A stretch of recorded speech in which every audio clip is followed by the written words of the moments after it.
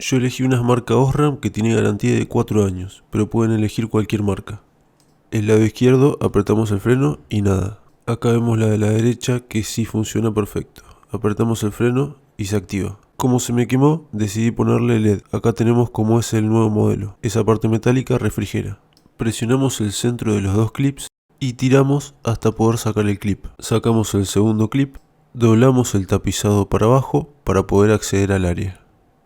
Giramos el conector en contra de las agujas del reloj y tiramos hasta que la sacamos por completo.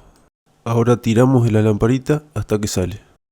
Ponemos el foco LED en el conector, pero no prende, así que lo saco y lo doy vuelta. Vemos que si bien prende, está parpadeando, pero la lamparita vieja anda perfecto. Así que saqué el conector y me di cuenta que no hace contacto exactamente en el medio. Así que tuve que doblarle las patas, para afuera y para un costado, así hace contacto perfecto. Ahora lo conectamos, ahora prendemos la posición y vemos que ilumina. Apretamos el freno e ilumina más. Ahora agarramos el conector, introducimos la lamparita LED y cuando vemos que está bien al fondo, giramos a la derecha. Y listo.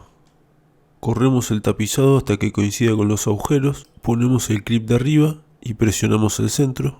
Hacemos lo mismo con el clip de abajo y listo.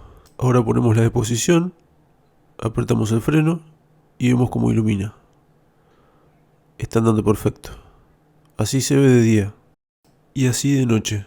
Ahí vemos cómo se ve con la luz de posición, apretamos el freno, ahí vemos que ilumina muchísimo más que antes. Dan garantía de 4 años, vamos a ver cuánto duran. Como me salía más o menos lo mismo que las halógenas, preferí comprar LED.